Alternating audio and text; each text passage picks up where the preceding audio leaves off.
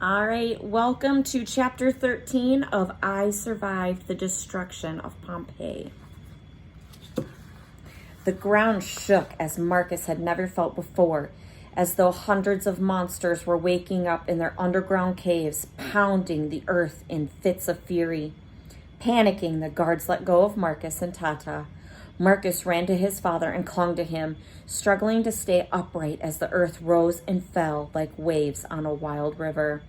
The top of the mountain had blown off, and from the jagged opening gushed an enormous, billowing brown cloud. The cloud seemed to stretch into the heavens. Flames shot through the smoke as jagged bolts of lightning ripped at the sky. People streamed out of the shops. Beggars rose to their feet. Slaves dropped their bundles of wood and water jugs. For a moment, nobody spoke. Nobody even seemed to be breathing. All eyes were on the mountain. But then came the shouts. "It's the end of the world! Why are the gods punishing us? Everyone must leave Pompeii!" Tata shouted. He started pulling Marcus through the crowd, but Festus called his guards. "No! Stop those slaves!" Festus bellowed. The guards lunged for Marcus and Tata, but Tata held up his hand. "You must listen!" Somehow his voice rose up over the roar of Vesuvius. To Marcus's shock, the guards did not move. They were just as scared as everyone else. "If you want to live, you must leave now," Tata warned. He spoke not only to the guards, but to the gathering crowd. "Get out of the city and go as far away from the mountain as you possibly can." Just then, a man stepped out of Festus's chariot. His fine toga swished around his powerful body. In his hand flashed the seal of a senator, one of the most powerful men in Pompeii. But it was not Festus that this man had come out to talk to. It was Tata. "What you say about the mountain?" he demanded.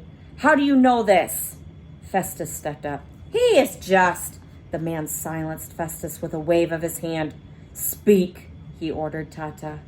Tata did not shrink back from the powerful man. He met his challenging gaze. "Sir, for years my master was the scientist Linus Silius.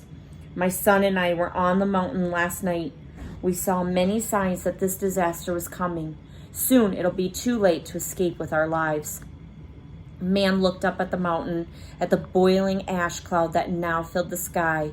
The mountain's power seemed to be growing. It was now only a matter of time before this blanket of doom fell over the city. "How much time do we have?" "A few hours at the most," Tata said. "The worst will come after the mountain runs out of power. I believe all the gases and the ash in the sky will come back down and explode. A great wave of fire will sweep down over Pompeii." "Dear gods," the man whispered. A mask seemed to drop from his face, bearing his fear. "Festus," he said, "we must warn the magistrates at once. We must order people to leave the city." And before Festus could reply, the man had rushed off. With surprising speed, he sprinted across the forum. He rushed past the guards and disappeared into the government building.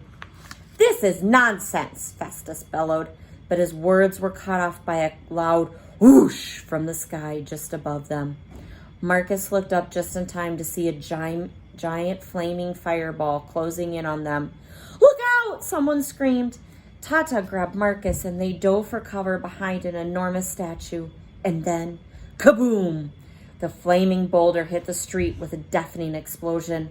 Small shards of rock showered over Marcus and Tata, but the explosion had spared them. They struggled to their feet and made their way back to the street where a crowd had formed. He heard gasps of wails in shock. As Tata and Marcus approached, one of Festus' guards turned around. "The master is dead," he announced. Marcus peered through the crowd. The boulder had left a shallow crater in the street, and in the center, lying in a broken heap, was Festus. Marcus looked away. He expected to feel happy. Festus was dead, but it turned out there was no pleasure in seeing anyone's broken body, not even the body of someone as hateful as Festus. Marcus looked up at the rolling cloud spewing from Vesuvius, and all he could feel was terror.